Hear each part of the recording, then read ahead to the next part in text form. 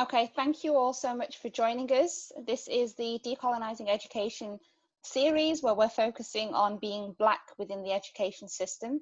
Today we're talking to parents about their perspective and their experiences of racism within their children's schools, and we'll be hearing from 5 incredible parents. As with all of our discussions, please contribute during the chat, share your thoughts. There's a Q&A function. So if you do have any questions for our speakers, use that. Once everybody has spoken, we will open it up to questions. The principles of the room still stand, so please be respectful in the chat. Don't tweet or put on social media the stories that people share, but you can tweet or share any of the themes that emerge out of the conversations that we're having today. But yeah, please engage, and I won't wait any further. So I'll just make a start. Lincoln, do you want to start for us? Oh, you're unmuted now. Yeah, okay. I just want to put things in context. So I'm the parent of a 14-year-old Black boy who is autistic and who attends a mainstream secondary school. And starting school, previously he'd been at primary schools.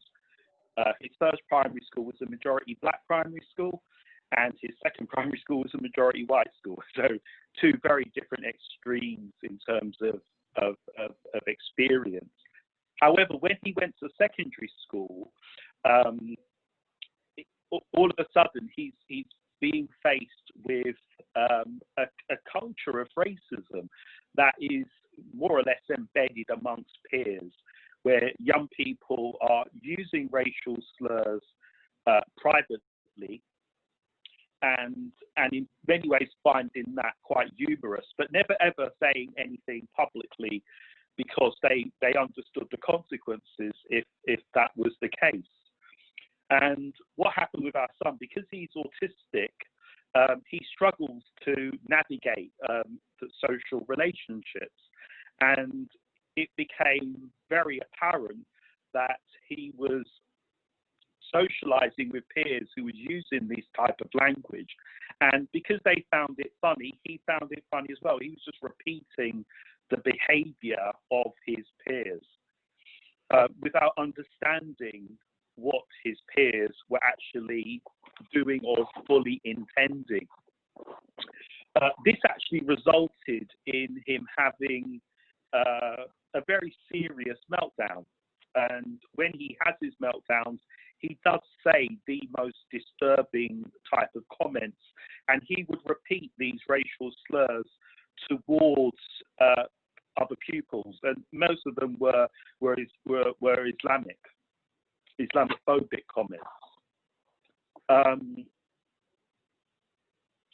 As you can imagine, when this type of thing is happening, everybody's getting very upset and quite disturbed by these type of occurrences. In fact, this actually happened on 3 occasions within the school.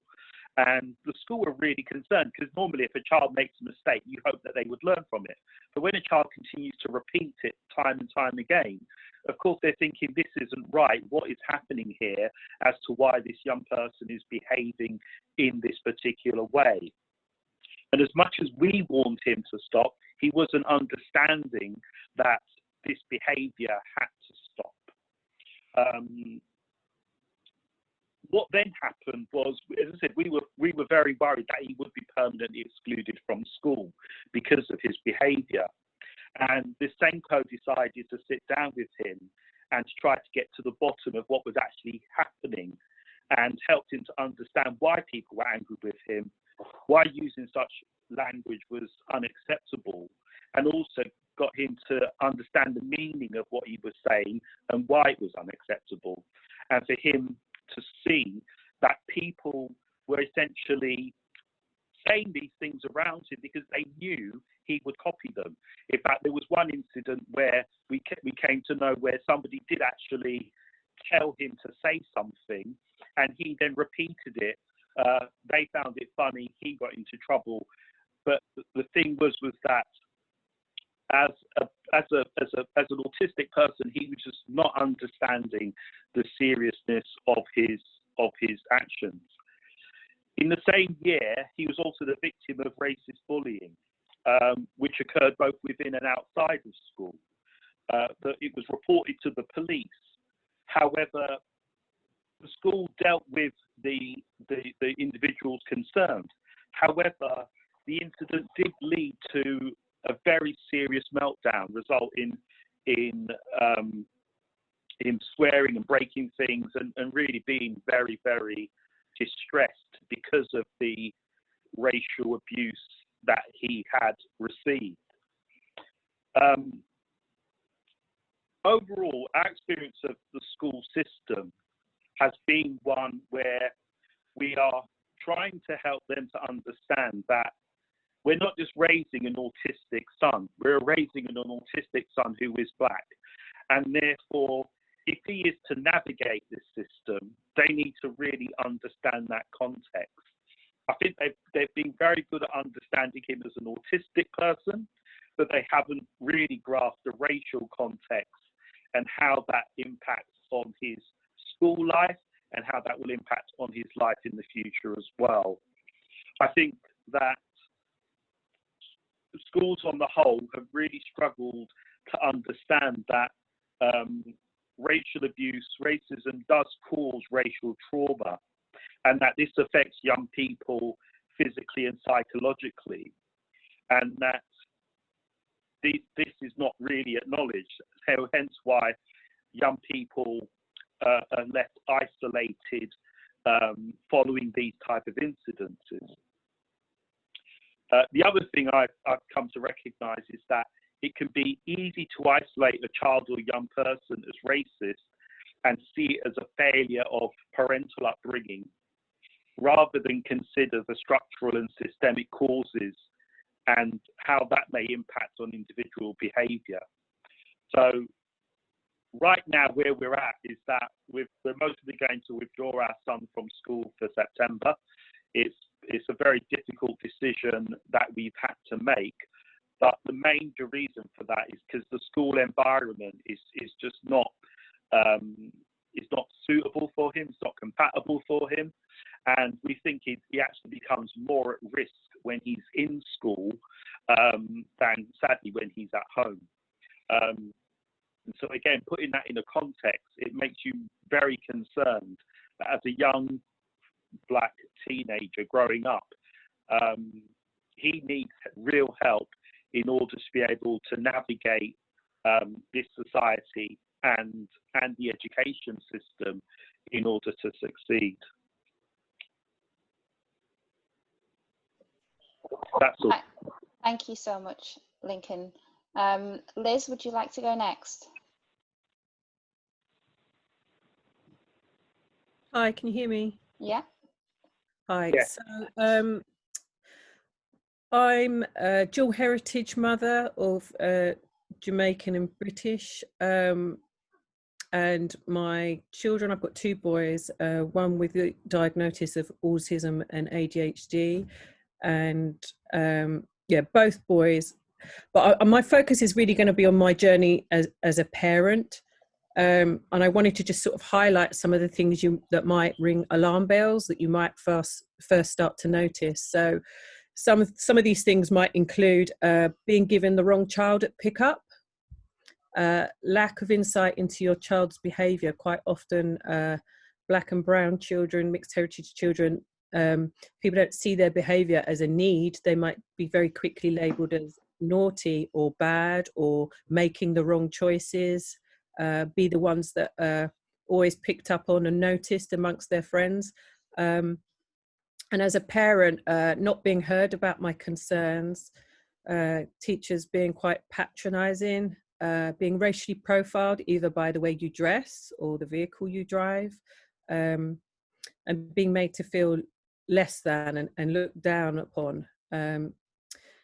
Continue being watched, documented, being othered for caring about the well-being of your child, and then people assuming you have high anxiety.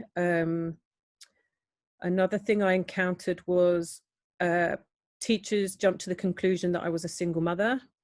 And again, you can be treated a certain way, not just about your skin color, but because people assume you're a single parent. And then I experienced difference when my white husband would enter a room and was treated in an entirely different way. When I've approached the subject of race or difficulties in the playground, I was told that they don't have racism in their school. And my parenting was undermined. And then when recalling a really traumatic incident that my child went through, I was tone policed and was told that me describing it was making them feel uncomfortable. And various attempts to humiliate and to twist my words.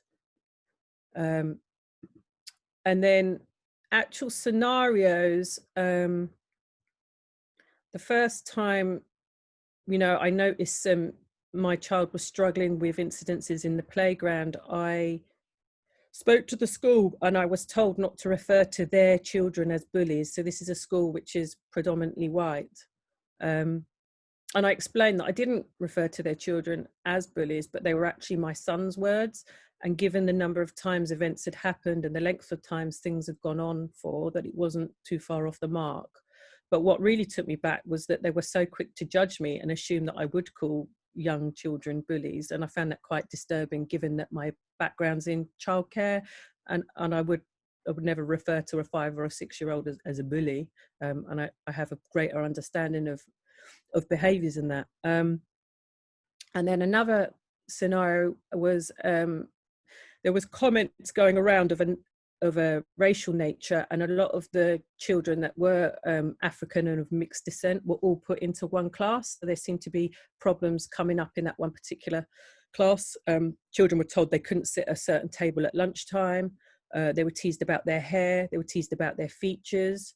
And when I asked for things to be addressed, again, I was told that racism wasn't an issue in their school, and there were more, their words were, they were quite affronted that I'd even raised it. So they were more offended that me raising the issue, that again, it wasn't dealt with.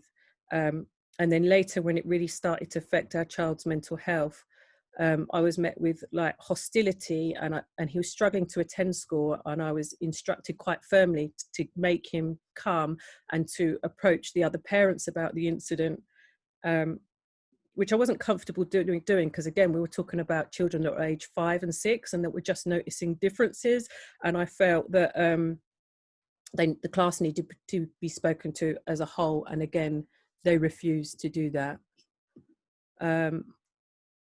And then one of the final scenarios I had, which was quite a major one, was being Amy Coopered, which is now what we can call it, but I'll name it for what it is, a situation that was completely fabricated, and a teacher had claimed that I'd been rude and that I'd shouted and called another teacher a racist. And this had been passed around various members of staff. And I had no knowledge of this, but what I did know is that people being visibly hostile and angry, they were questioning me. They were telling me I had an issue. I didn't know what they were talking about. And it went on for some months. And there was an effort to try and get me to off-roll my child, coming from all angles. Eventually, after 4 months, I did a SAR, subject access request, and then found out, you know, what had been claimed, and also that I'd been cited as being aggressive, argumentative, and many things had been deliberately misrecorded about me and my son.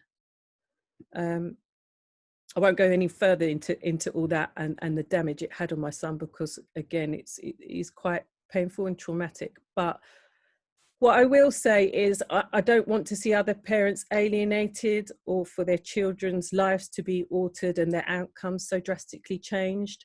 The realization that I had was that me and my husband had worked so hard to live in an area that we thought would be safe to raise our children in, but it was very obvious to me that I was still never ever going to be in that even playing field.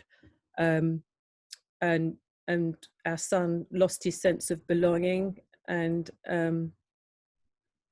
what I'd like to see is an improvement in cultural competence and anti-racism.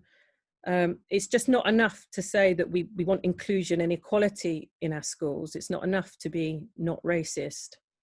As parents, we really want to see our children thrive in school and not barely survive in school.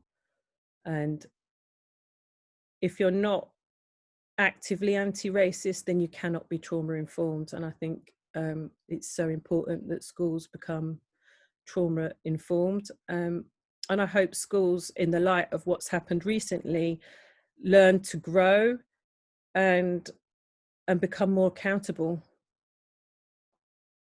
Thank you. Thank you so much, Liz. Bar, do you want to go next?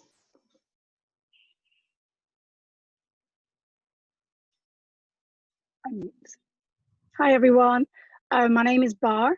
I am of Somali heritage, so I'm Somali, and I'm a teacher actually. I'm an educator myself, and what I wanted to share was my experience as a parent, and possibly there are far too many examples to give you, but one example to give you in terms of what I saw with my sons more than my daughter. I have 4 kids, and the journey that I had with my kids, I think it starts off from when they were little. I now, as a parent, feel like I have a voice, and the school know me very well, and I've built that relationship with them. But the journey I want to tell you about is the fact that when I first started, when my children were in primary school, which some of my kids are still in the same primary school, I was dismissed. To me as a parent, I was expected to be a certain way because I'm Somali. I was expected to not understand and navigate the school system. I was expected to listen to whatever the teachers have told me about my kids or policies, and I was expected to just walk away. And although I'm a teacher, I don't feel I need to tell teachers I'm a teacher. I feel like I should be able to be a parent without me having to tell them, listen, I know the system. And I know friends of mine who use that as an armor so that their children can, sort of flourish in school. But I don't really do that until a lot later because I want to see the teachers that I'm dealing with. And so when the other thing I noticed was that teachers forget that parents are children's first educators. So when I was tell my children's teachers about what they're capable of and what they can do, I would often get dismissed as a parent, as in to say, you're biased, I'm not able to do this. Me as a Somali parent, who was expected not to understand the system, the same was expected for my kids, as if the kids, because they were Somali and because their home language is Somali, they weren't expected to be able to to excel in school. Just a little bit of context. I'm a teacher, been a teacher for over a decade. My husband's an engineer. So in our school, in our household, I should say, we're quite academic. My kids were raised in that. We have a system in place. Our environment is quite conducive to making sure our children flourish educationally, or they do well education, academic-wise. And so when I take my kids to school, like every other parent, I already know what my child is capable of. I have an idea of how well they can do.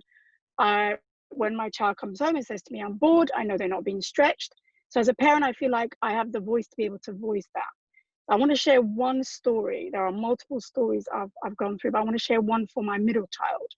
So as I described, my house is prepared so that my children can academically achieve and excel and progress well. So my middle child has got 2 older siblings and 1 younger sibling. So he would have been okay since the time he was 2 years old.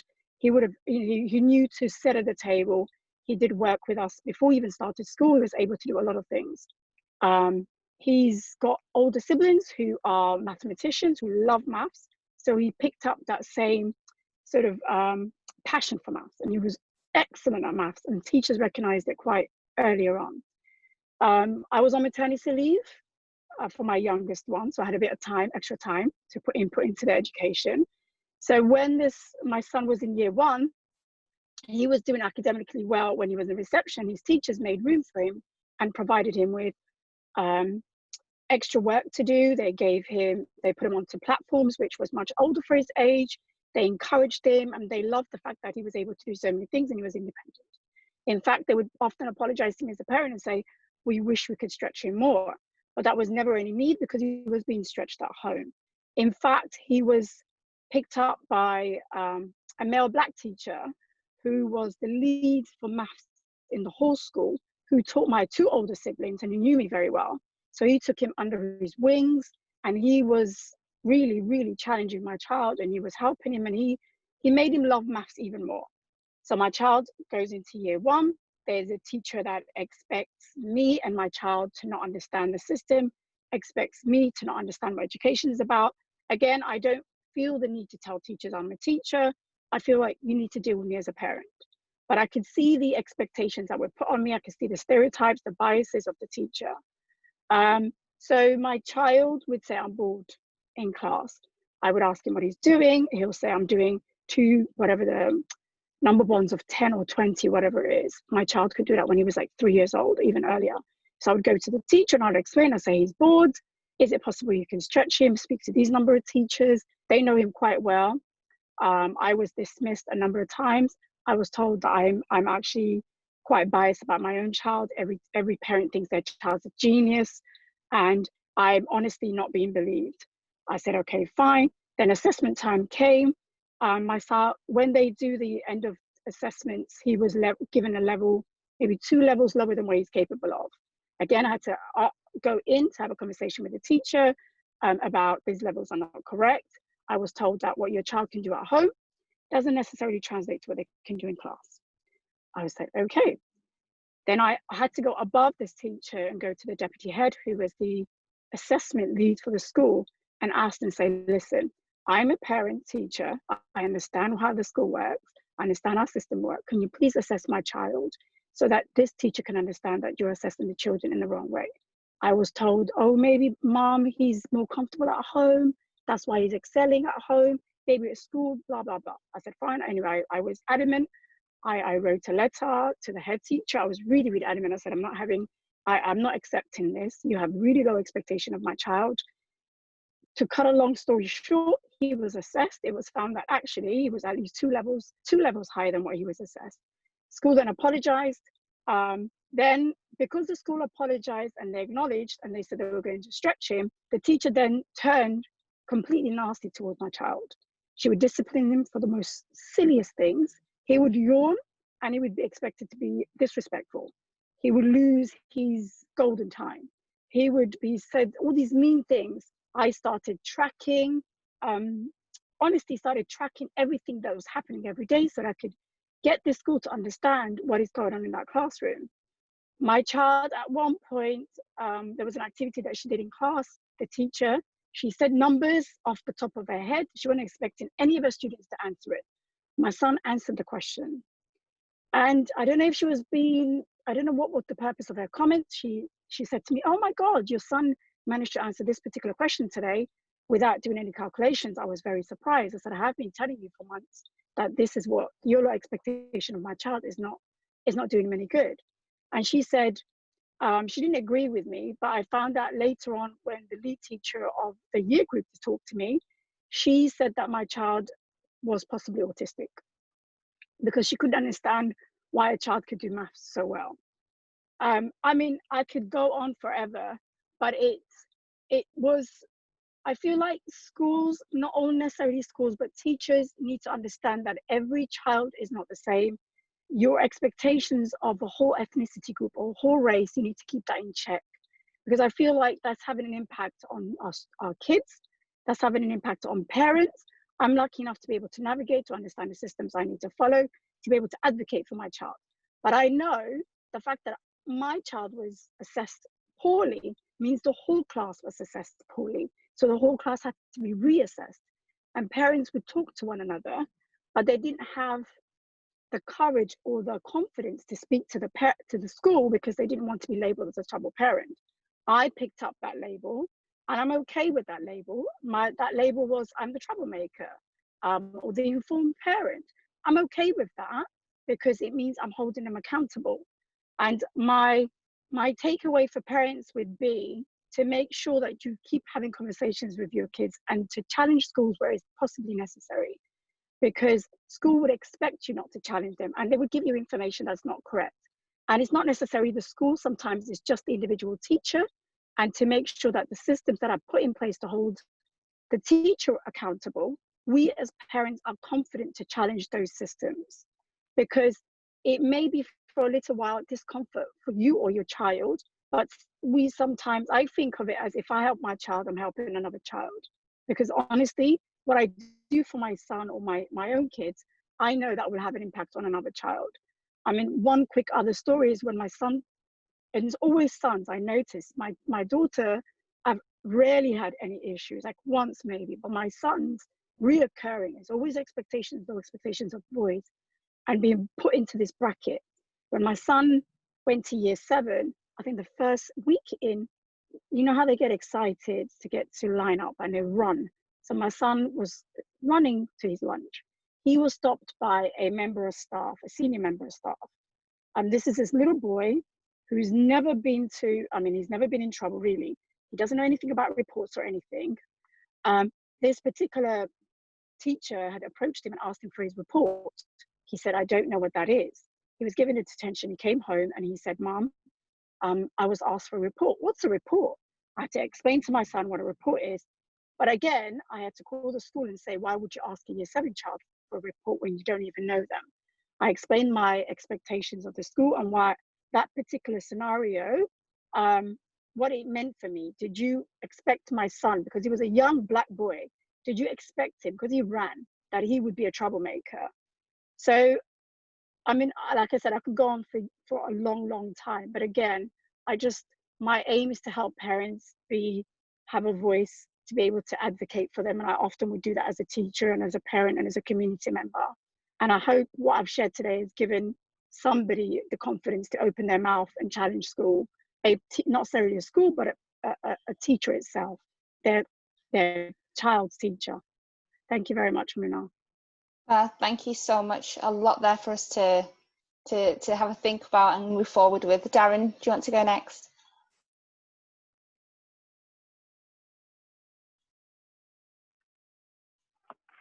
Afternoon, everybody. I hope you can hear me okay. I'm running off my phone in my car at the moment, so just bear with me.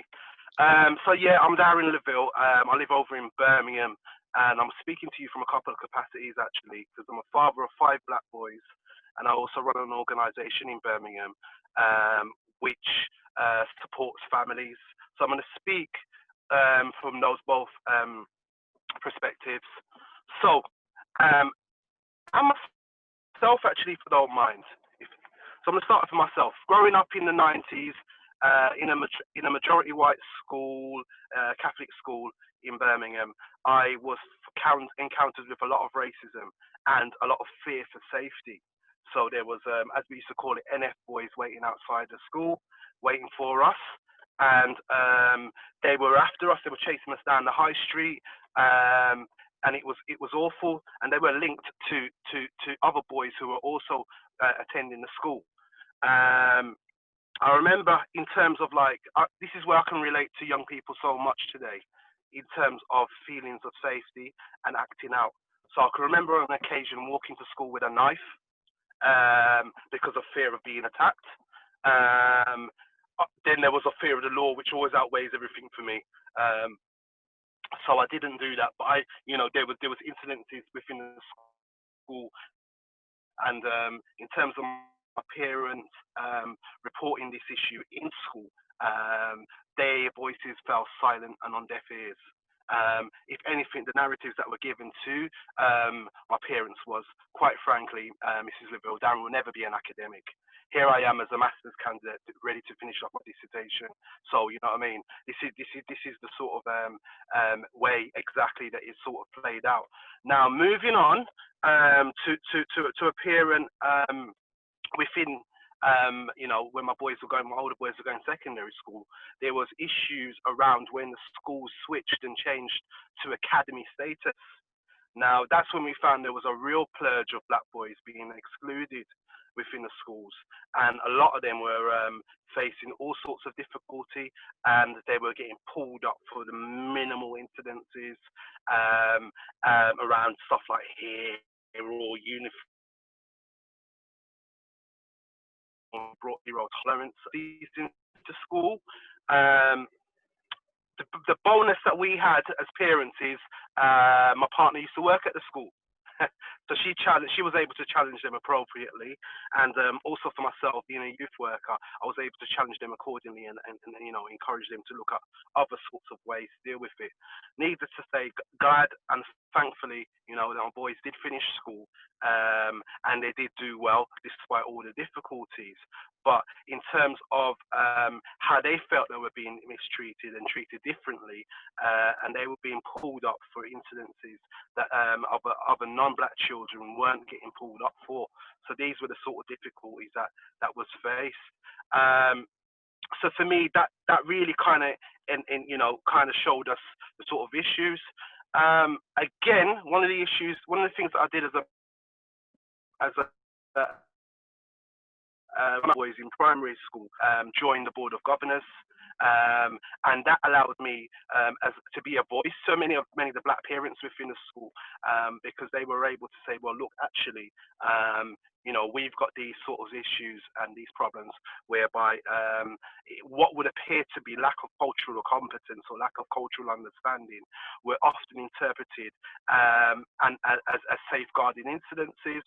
So young people the kids may come into school and sing a song or rap a song. And the words may have been inappropriate. That was an exclusion. That was bring your parents in, let's talk about it. Whereas actually, in terms of cultural competence, if there was an issue and if there was an understanding of actually what is it like to actually, what are the sorts of issues that parents may be facing,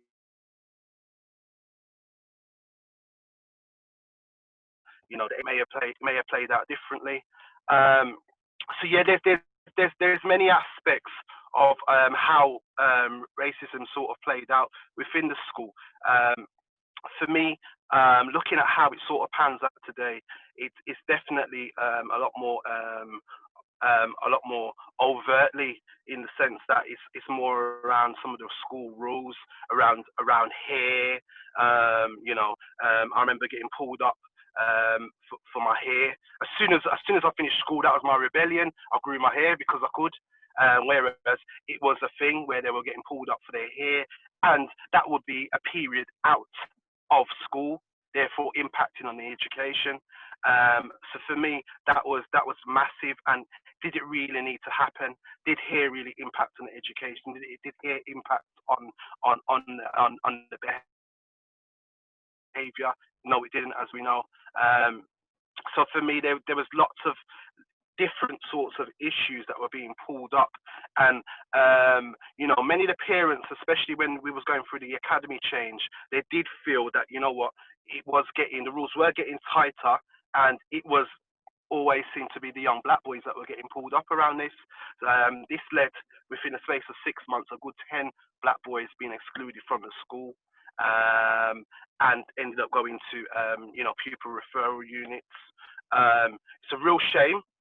Because if we were to Google some of those lads now, they're faced with all sorts of challenges, and they have entered the criminal justice system as one could argue as a possible consequence. But as we know, in terms of social mobility, education plays a massive part. And if education isn't really supporting young black, actually allow them to actually have faith within the system, especially when I consider that I was told, my mum was told, quite frankly, Mrs. LaVille, Darren will never be an academic. So yeah, I think that's me. Thank you so much, Darren. Kulthum, do you want to go next? That was quite amazing thing to listen to, both Bar and Liz and Darren, of course. My name is Councillor Kulthum Rivers, and the reason I said councillor is there aren't many people like us in terms of brown and black people who hold some of these titles. But in my many hats, I wanted to share some of my main hat, which is being a mum to 4 boys who are attending schools across Sheffield. I was born in Somalia, but was brought to the UK. I went to school in London. The school was predominantly BME or Black and Asian community in the middle of Wembley, Neaston. I remember I've never seen anyone call me Black or you lot or those guys or you girls in anywhere other than my school I went to, which at the time was called John Kelly. Now, for me, I didn't speak any English, so I just kind of followed the crowd until one day I learned the English and I said, why do you call us you lot? I think the whole assembly just went quiet because I could speak English then. That's when the deputy head of the school stood up and she said, she speaks English now. And that was to put me down, but it only made me question more and more. Moving on to some of the issues that I'll share with you today, like Liz, my husband's white, so sometimes I feel that I'm not being spoken to. It's a parenting thing, but I'm kind of invisible but visible. I'm there, and the mom is bringing the kids to school. So I have experienced that as well, Liz. The other thing I wanted to share, I mean, there are some scenarios that both Bar and Darren touched on as well in terms of exclusion. But when I say I've got many hats, it looks like that we negotiate for our community a lot more than we negotiate just for our families. And because of who we are, we end up in taking so many burdens that the school should be taken, to be honest. So in one of the scenarios is my son was called so-and-so African. He's half African, so he's proud to be that. But the fact of the matter was the head teacher didn't think that was racist. And she asked my son in the meeting, do you think that was racist? He was at the age of 8. He turned around and he said, I'm surprised you don't see it as that. We're children. We should be talking about, ourselves individually, not the continent where my mom comes from. He was 8 years old. And for that, I obviously have been seen as somebody who is vocal and maybe rude and aggressive because I'm a Black woman. So that is also a label that I am willing to live with it, because we're not rude or aggressive. We are assertive for our needs and for our negotiation, for our communities, really. So I became a parent governor, and I didn't want to be any other governor. I wanted to be parent governor so I can give not only my children the look into the school as a critical friend, but I can then keep negotiating for those who specifically don't speak English. Few scenarios happened while I was a governor. I walked into the room for the first time, loads of white faces, and I just sat in a corner. And when people said, why don't you join us? I said, why don't you make the conversation something that I can join in? And that was actually one of the things that I broke into thinking, right, first thing I'm going to ask this school is, what are your racial equality policies? How many policies do you hold? 13, 33. How many are the policies that as a school you hold, and how many are for educating our children equally? So, and that's the kind of questions. But what I see in terms of governors, when we talk about join the governors, and I think Darren, you mentioned it as well, is the way the system is in terms of joining the governing body is not really easy for Black and brown people to join in. Something needs to change.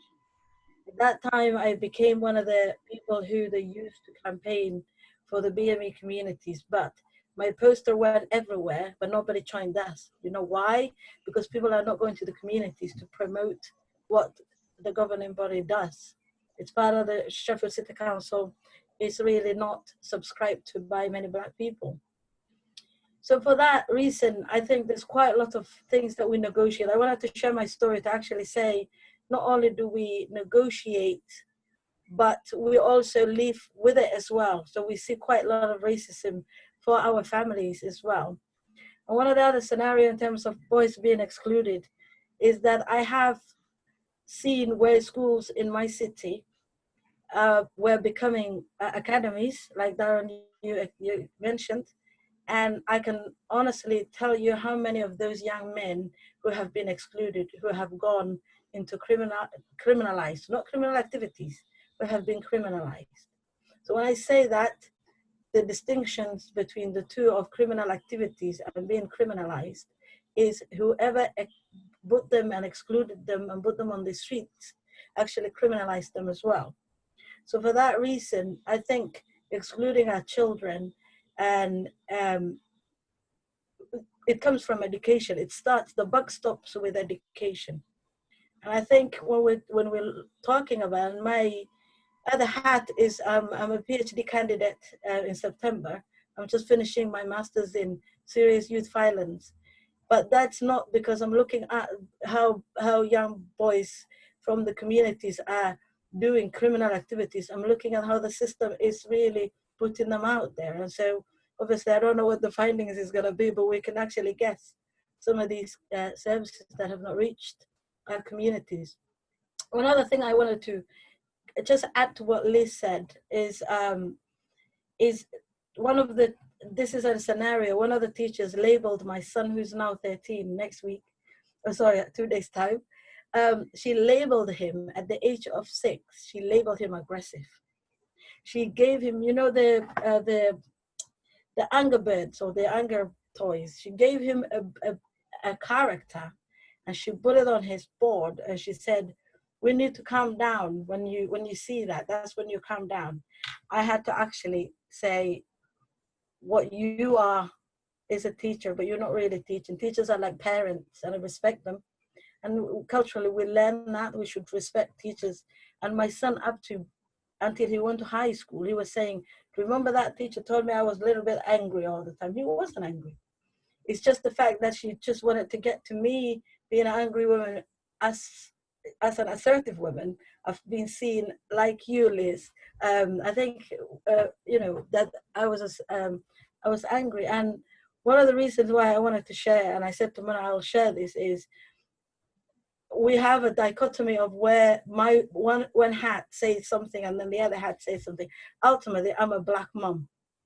And this is, and in terms of whatever hat I wear, whatever politics I join in, whatever academic I become, my children and children who are from our communities are my remit and my responsibility to make sure that we support each other. I'm going to leave it at that because it's going to be, you know, Mona knows I can go on and on, but I don't want to. So it's really good to listen to the rest of you. Thank you so much, Kulthum. And last but not least, we've got Angela.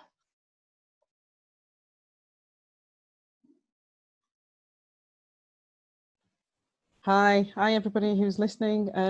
Welcome to today. My name's Angela Barrows. I'm a parent of 2 children. My daughter's 23 now, my son's 16. There are some things I can remember, but some issues that have happened at school for both of them.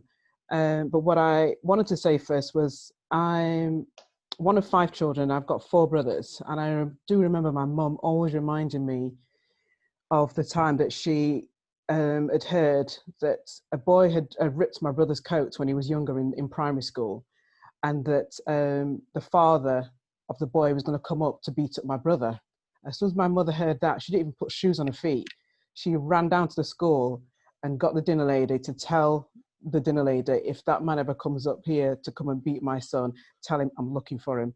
And that, for me, I think was just set in my head that I thought, you know what, if anything happens to my kids, I don't care what's going to happen in school, that I'm going to be on school's case. So that was a message for me. But just a couple of incidents that happened for me. The first time I ever had to go up to school was at my daughter's school. And my children first started school when we were living in Nottingham. And it was a very diverse school. And this was in secondary school. And I remember a teacher called me at home and said to me, we're just ringing you in advance to let you know that your daughter's got lice, head lice. And I was like, what? She's like, yeah, she's coming home. So I'm petrified of stuff like that anyway. My daughter came in and I'm looking through her hair and she's like, why are you doing that? So the school teachers have told me that you've got head lice, and she's screaming in the house. And then my son started screaming, what's going on? Long story short, took her to a friend who was a hairdresser, went through her hair, nothing of the kind. But what it did, it messed up the whole evening for me. As soon as she came in from school, right up until 11 o'clock at night, I'm trying to get both of them settled to go to bed. I was on that email, and I'd sent such a long email to school saying that what's going on? This has just disrupted my whole evening and all the rest of it. Long story short, I went straight to school the next morning, and I went straight into the head teacher's office, and I said to her, what's going on? What's happened here? Turns out that the teacher had made a mistake. The same scenario, like all black kids all look alike. There's another black girl. And anyway, I was so angry, but at the fact that I sent this long email, I did get an apology, but I had to point out, and I said, you know what, I think there's something going on here. And I said, I don't want to call the race card, so I think you need to kind of speak to your teachers and let them know that they need to be very clear about information that they put out. That was the first incident that I had to kind of address. We then moved to Sheffield, and my son went to a primary school. Again, it was very diverse. But there was a young black boy that was in his class that got bullied at school, bullied that much that he'd had internal injuries, and the school wouldn't do anything about it. They vowed that, no, there's no racism in this school, all the rest of it, usual stuff. And I remember the parents came up to school and they'd done some leaflets and were handing them out, wanting the school to actually address the racist behaviour that was going on. And I remember standing outside school and actually handing those leaflets out to other parents. It's only other parents that came to me that were saying the same thing, that they'd experienced racism as well, and that the school wasn't doing anything about it. And as a result of that, I thought, you know what? I want to find out what's going on behind closed doors. And as a result of that, I decided to become a school governor at my son's primary school. And I have to say that you do get to find out everything that is happening, and that's where you can actually make change. So if there's anybody who's listening, please, I'm encouraging you, get behind the school gates and the school doors and find out what's going on and become a school governor, because that is one of the ways that you can make change. So I was actually on the board of governors and able to make change. One of the other things I wanted to point out as well, that I did notice when I used to turn up for parents' meetings, because I never ever missed parents' evening, because that was one of the things that my mother also did. I did notice when I spoke to some of the parents of some of the black children, I used to say, I don't see you at parents' evening. I kind of think, do you come earlier or you come later than I do? No, I can't really bother to kind of go to that. And I'm thinking, you can't not be bothered about going to parents' evening. Even if you don't say anything, you must turn up for parents' evening, because it's at that time that you can question the teachers. And I always have done, taken pen and paper and making notes while the teachers are telling me the feedback about my children. And they used to say to me, what are you writing down? I said, I'm making notes so that, and I always ask the question as well, because for me, I always think, are they just telling you what you want to hear?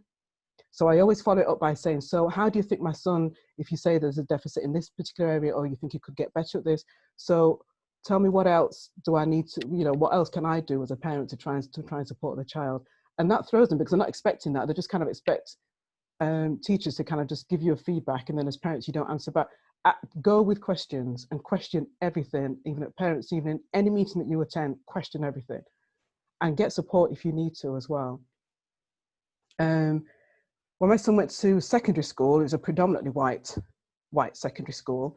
And I feel fortunate enough that I was able to kind of, have that conversation with my son. And I know that Muna's done the panel with the young black boys about teaching my son about, the expectation is when you're at school that you're going to be seen in a particular way.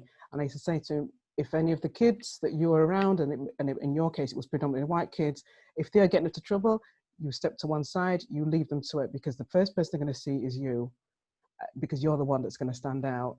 So I'd already had that conversation with him, but I'd also worked with my kids from growing up, because I know I grew up with very low self-esteem. So I made a conscious effort to get my kids to be very emotionally aware of their own feelings and being able to talk about it, and to be able to come to me if anything was happening. my friend had, even some of his friends in his own peer group used to say to him, how can you afford your clothes? As though, you know, as a black boy and as a black family, that we couldn't afford anything, because it was part of Sheffield that's quite middle class, and as I said, it was predominantly white as well. But an incident, the biggest incident that happened for my son while he was there,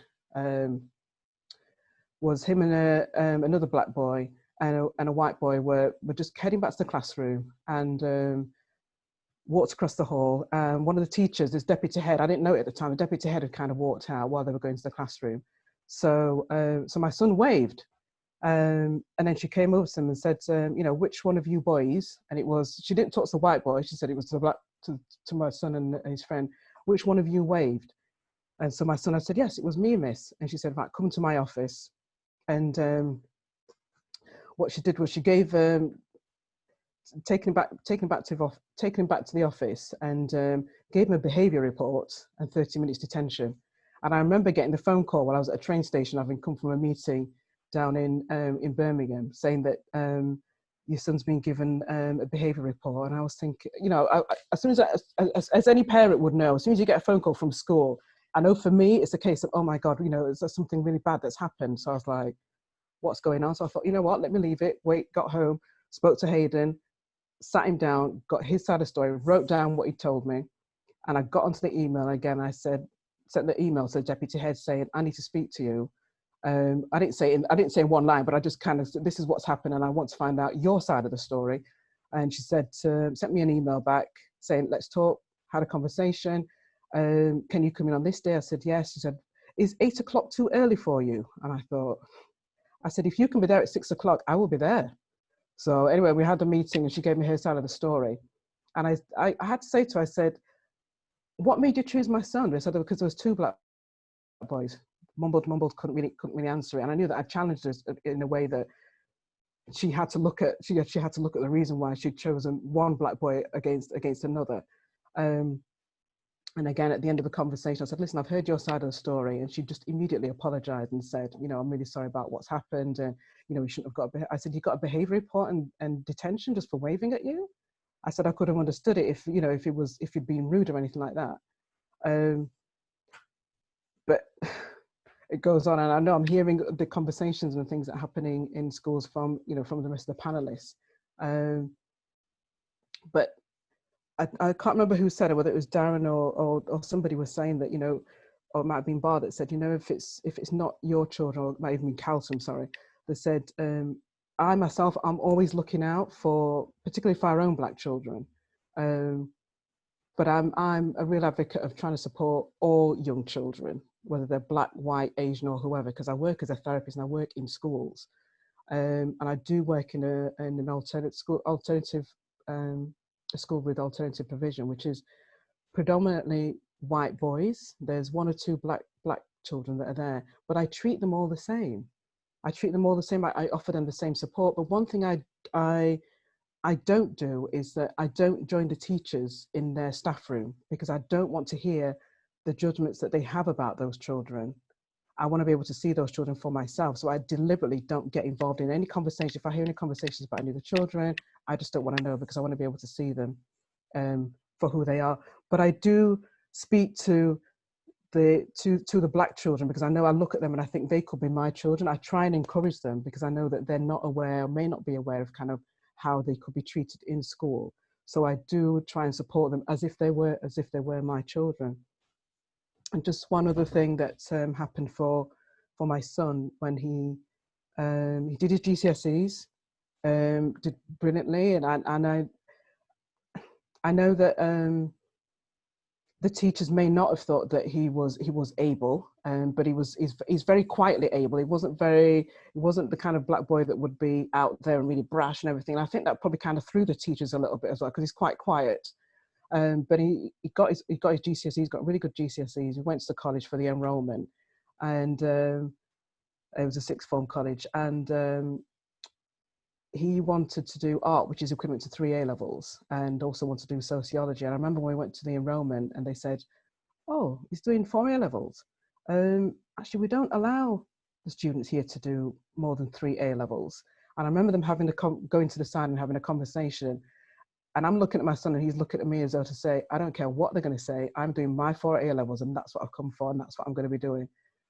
Fortunately for them, they came back and said, actually, because his grades are so good, we'll let him do that. And I just thought, I'm wondering if we would have had a different conversation had they said that he couldn't do it, because I know that my son, as strong-willed as he is, he knew what he wanted to do, and it was a case of no one's going to stop me from doing it.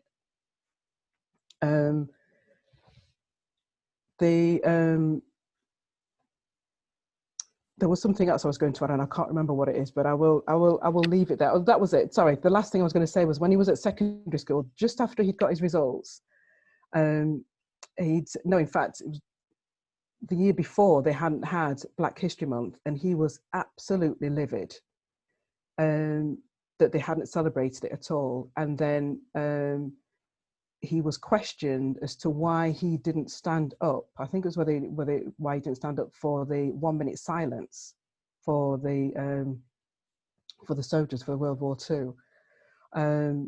And I remember when he'd finished school, he was adamant that he wanted the school to know, and he was determined he was going to write an email to the school. And I just said, listen, just wait till school's finished, wait till you've got your place into college, and then do that.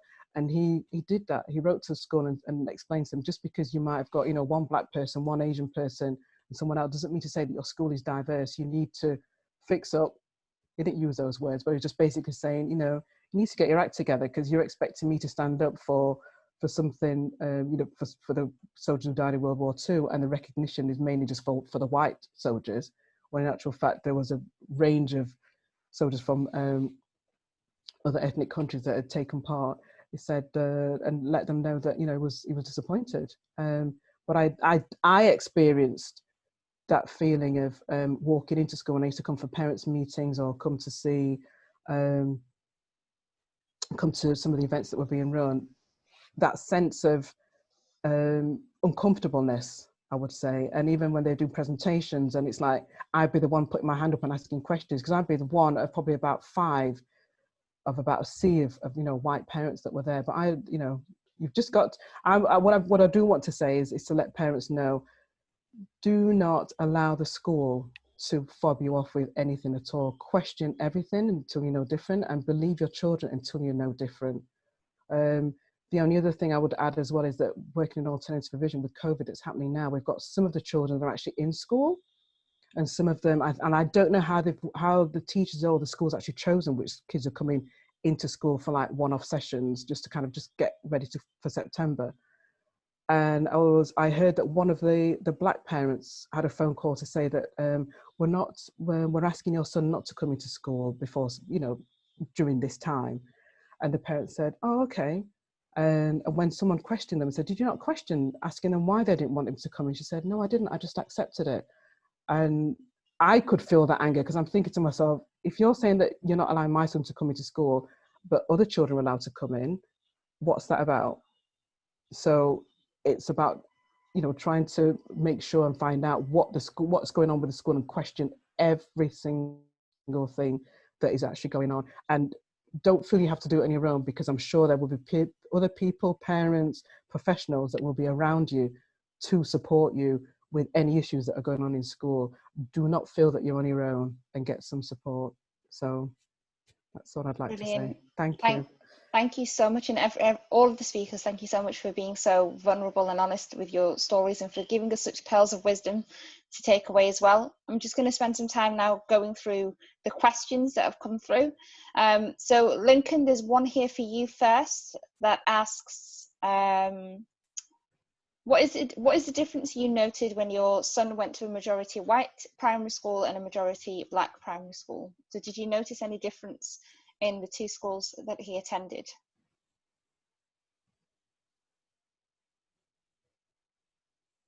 Oh, sorry, I'll just unmute you. Yeah.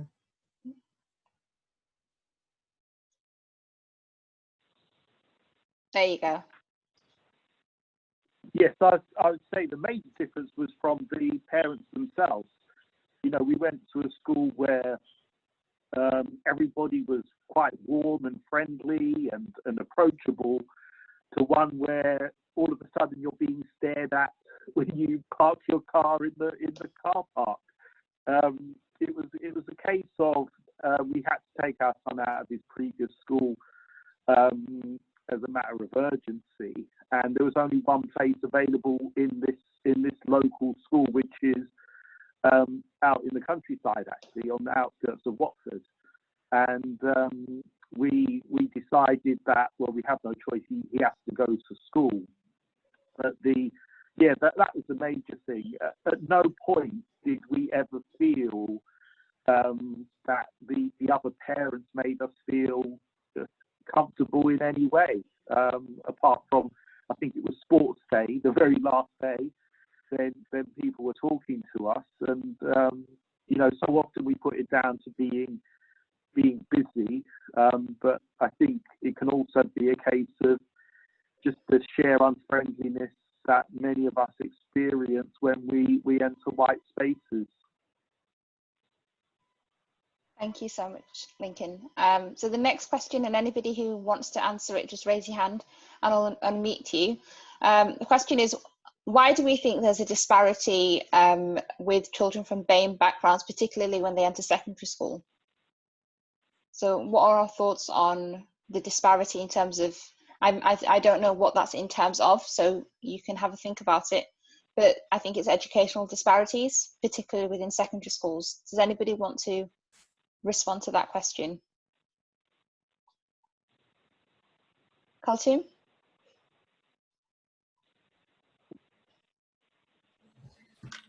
Well, one of the things I think we can all think about is the stereotype and expectations, and I think Bar was touching on the fact that even though his son was doing so well, the expectations was really low, and also the stereotype of having that BME boys will do less, or BME children will do less.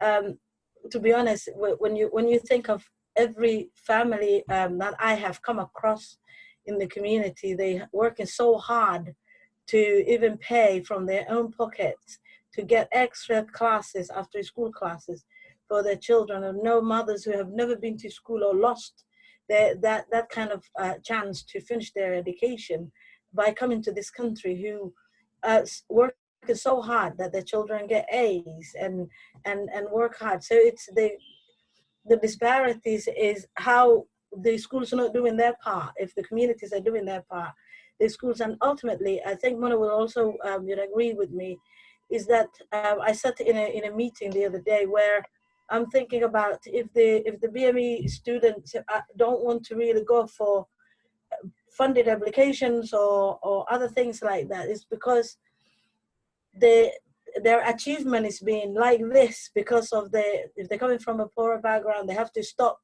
and work and earn and support their families.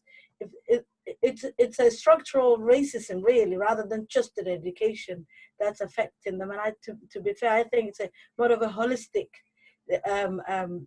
discrimination that affects young people to achieve what they should be achieving, and whether it's a socioeconomic aspect of it, which affects the family, or whether it's a health, as we can see how COVID-19 failed the curtain of the health inequalities in our community. So there's a more of a holistic inequality that is affecting young people's achievement and attainment.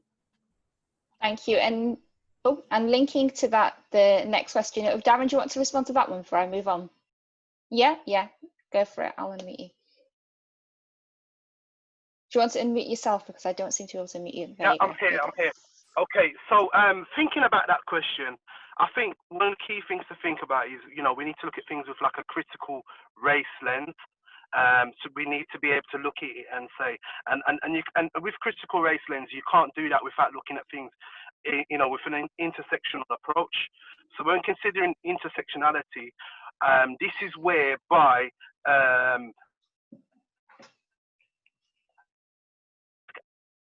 you later diagnose, or will often end up not getting diagnosed until they've gone into further education for disabilities, for autism, for dyslexia, or whatever else. So in that sense, what ends up happening, they just get labelled as bad kids, and that's what they're like. You know what they're like, myself included. It took me to get to university to be diagnosed with dyslexia. But remember that, quite frankly, that Mrs. Leville, you will never be an academic. Finished. Thank you so much. Thank you. So linking to that question, the next question is, so this is, I'm assuming it's coming from a teacher, but it may not be. It says, I have read about the low expectations and predicted grades for Black students, boys in particular, and this has caused me to reflect on whether my unconscious bias was reflected in the estimated predicted grades I set for students in my classes. Do any of the panelists have experience of especially low predicted GCSE grades and then quote unquote surprising results? So does anybody want to respond to that?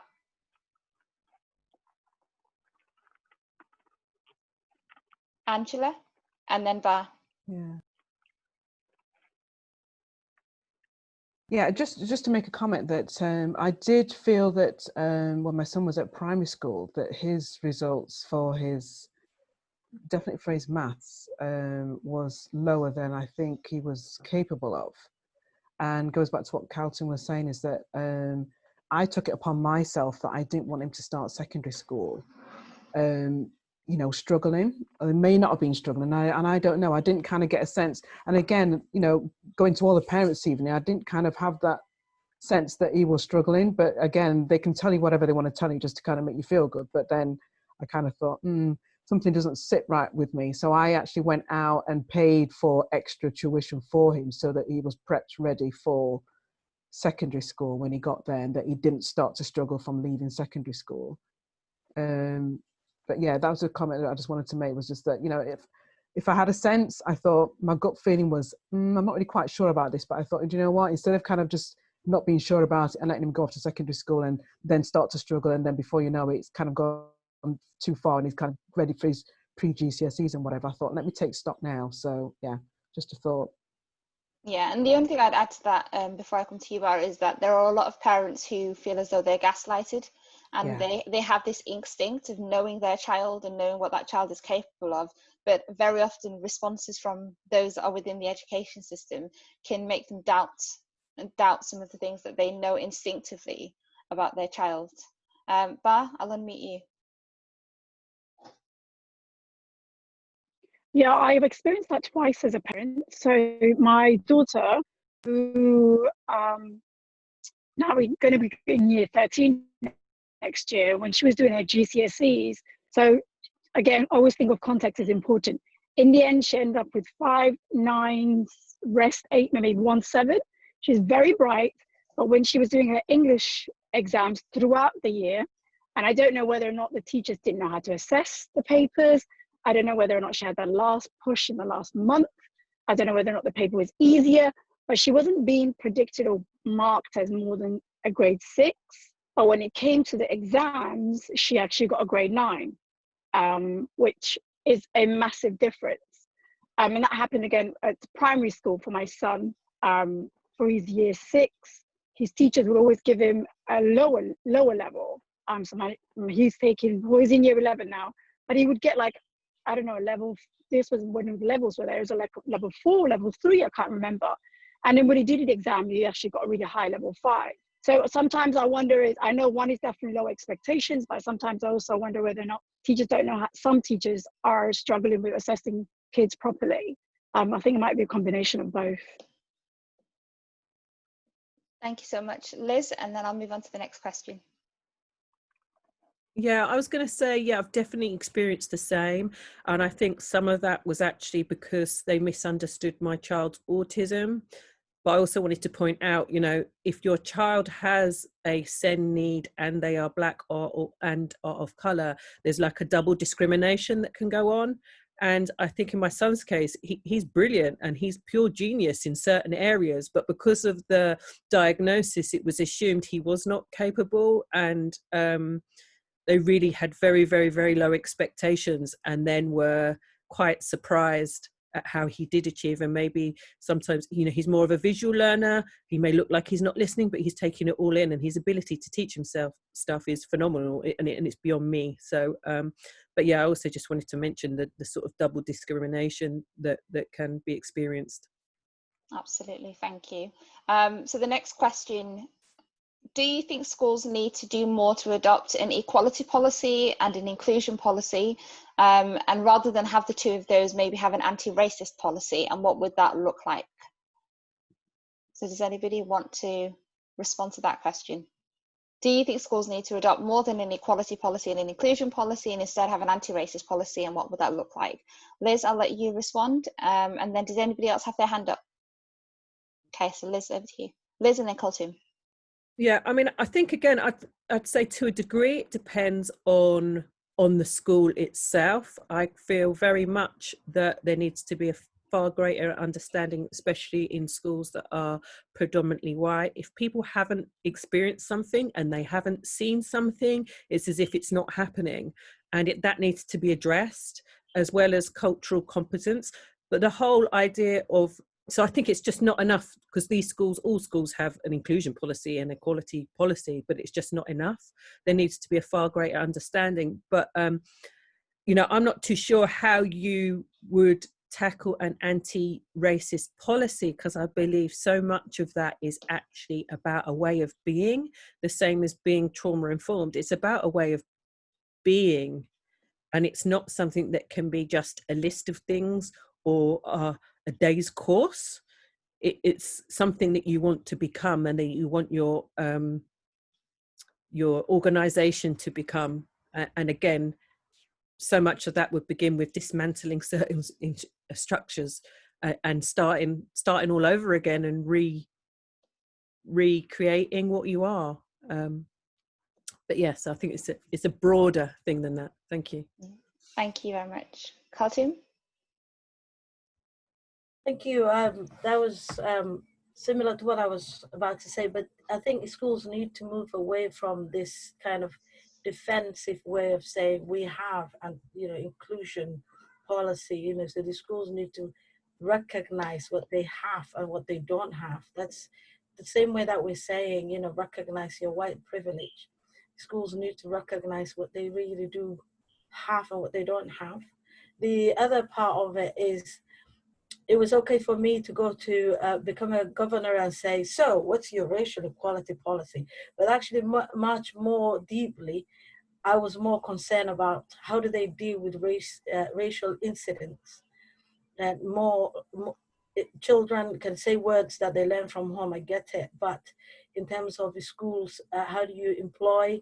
How does your employers deal, your employees, teaching or not, how do they deal with only the 1 or 2 or 3 brown people who are working there? So schools need to cater to the needs of the communities they provided for. If it's schools in predominantly white schools that I know of Sheffield, I think those schools should start thinking about the racial equality, to be fair. I'm being very direct, because it's time that we are direct with schools and saying it starts with you. And I think inclusiveness is one thing. Saying that we've got policies, that safeguarding policies, amazing in the schools, perhaps. Well, equally, you need to safeguard the brown and black kids who come to your school. And so I think they need to try and couple it with that and make it much more accessible as well to those of us who are asking, what have you changed? Thank you so much. Angela? It was just a question. I'm just thinking, isn't it by law that every organisation, forgive me because I'm not fully in education, by law that every organisation has to have anti-racist training? No. I don't know what it's like in education. No, it's not by law. There's equality training and there's an equality policy, but there isn't anything by law that requires organisations to have an anti-racist training or a policy, but there should. Well, maybe it's going to start very soon then, I think, with what's going on in the world. The other things I know, when I was a governor, I know that when looking down, that was one of the things I used to look in the quarterly report, was to kind of see the anti-racist kind of like numbers, which was very low. And I knew, because a lot of parents would actually come to me and tell me things that they would want me to kind of bring to the meeting. And there was a few times I actually got shut down, and I thought, what the hell is going on here? So, even though I think the school has a lot to lose if they have too many racist, racist behavior or comments and things like that. So they try and keep those figures pretty low. That's been in my experience, and this is going back, quite a number of years now. You're probably talking about 8-9 years ago. So yeah. Thank you. So the next question, the link between academies and increased criminalization has been made twice. Why is it that these school types are excluding or policing children more, do you think? So criminalization and the turn from schools into academies. Darren, do you want to go for that one? Well, hopefully my battery doesn't die, but we're looking at a business model. Ultimately, we're looking at really, the private schools in effect. Academies are. They're run by businesses, they're run by trusts, they're run by charities, and ultimately, it's about it being a competitive market. We as parents have the choice of where we send our children. So where do we send our children to? Do we send them to the shiny new academy, or do we send them to the broke down looking school down the street? Yeah, which school are we really going to send them to? So when we're looking at these fancy PFI buildings that are financed, publicly, and which is a scandal in itself, and they're created and they're designed in a way that replicates and looks like a prison. Now, let me tell you, when I go into my son's school, and I've gone to look around, and it looks like a prison wing, right? It's set up a certain way. It's an institution.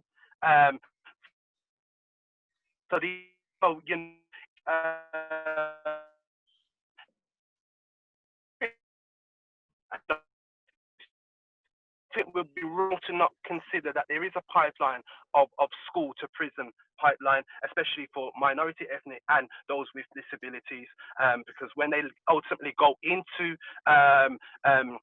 pupil referral units and exclusion centres, it's a breeding ground for criminality. And as it was said earlier, it's not about criminalising. It's about being criminalised. It's not about turning to criminals. It's about being criminalised through the system. That's it. Thank you so much. Does anybody else want to respond to that question? Kaltu? Thank you, Darren. I don't think I'm going to follow and say exactly what you said, because we're on the same page, I think. Early on, I mentioned that I can go back 10 years' time and actually pinpoint how many of these boys in my area who have been criminalized because of that. But ultimately, it comes to belonging, the identity. Are these boys worth actually selling the school?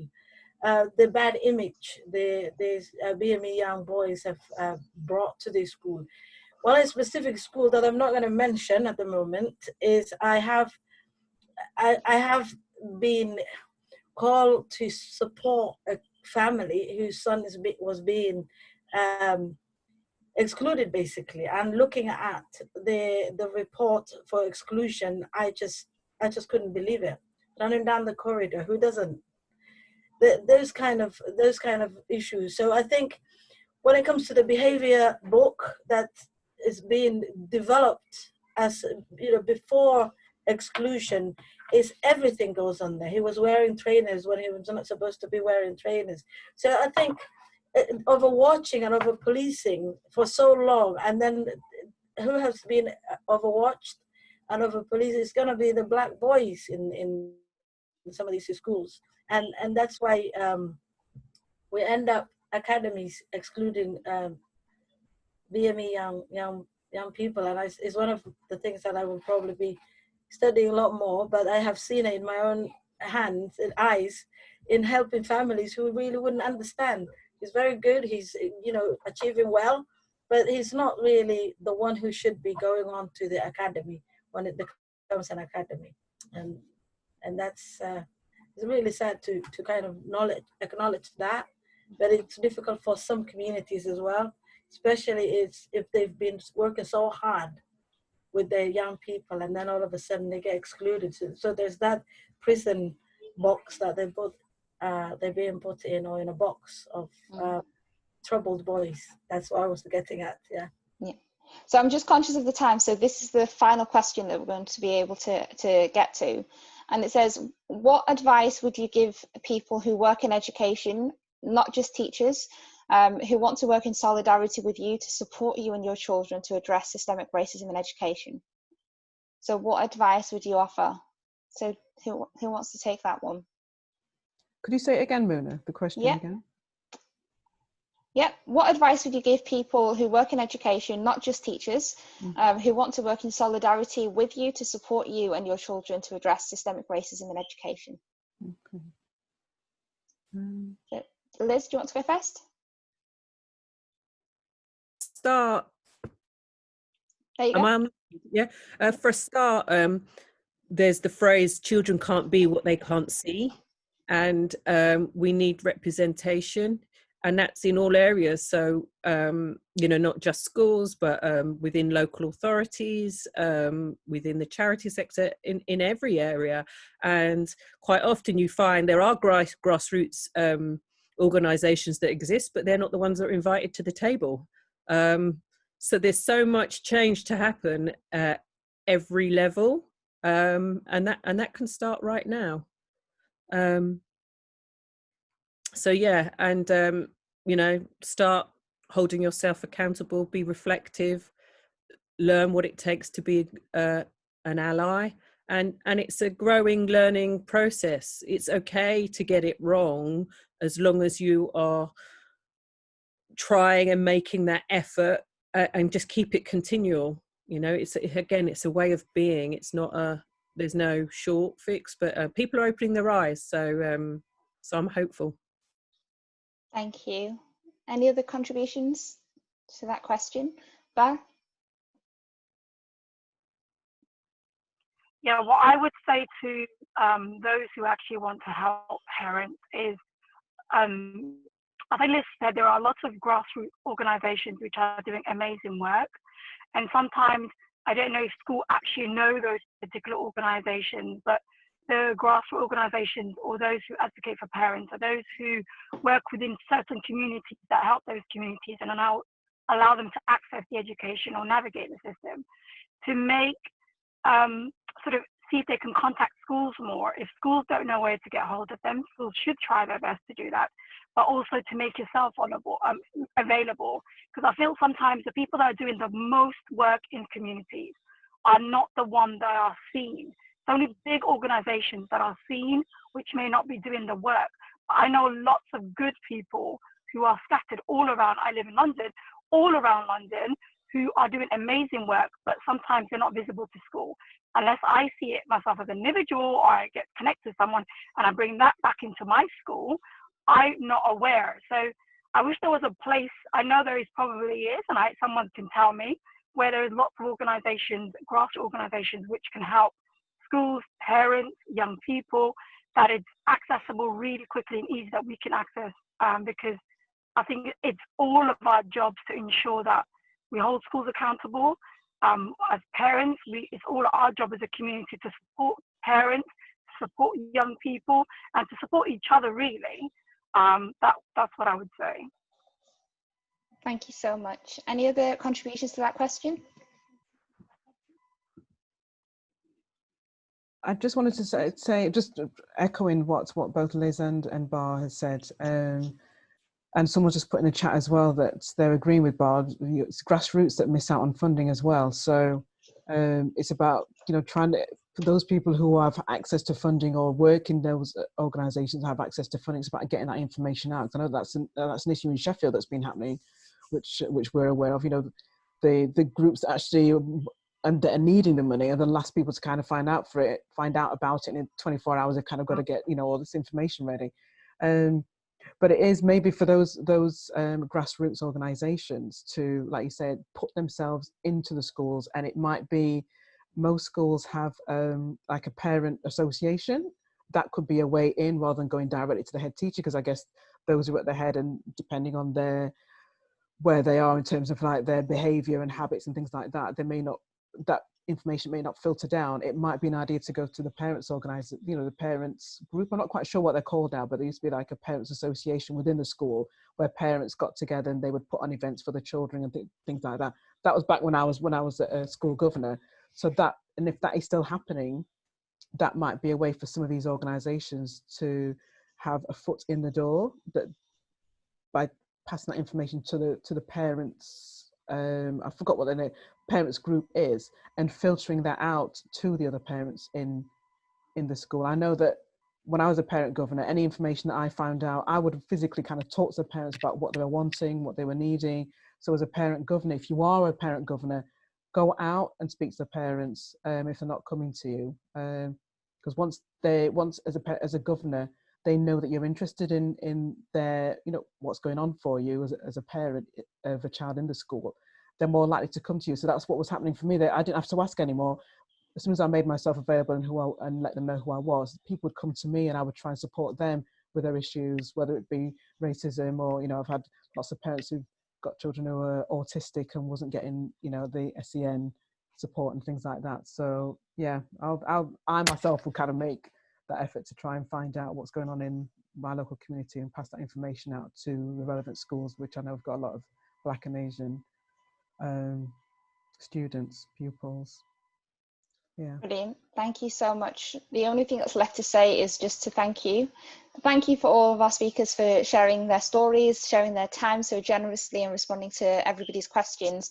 And for those of you that are attending, thank you for engaging with all of the sessions that we've held so far and with this one in particular. We do have one more session in the series left, and that'll be happening next week, Tuesday at the same time, and that will be talking to Black governors and their perspective on the issues that we've raised so far. So I look forward to seeing all of you then. Speakers, thank you so much. So this video will be live on YouTube, and the link will be posted on Twitter, and all of the speakers, you'll have the link as well. So please share it. Make sure educators in particular are watching these videos and using it to reflect on their practice. I hope you all enjoy the rest of your day, and I'll let you go. Thank you very much.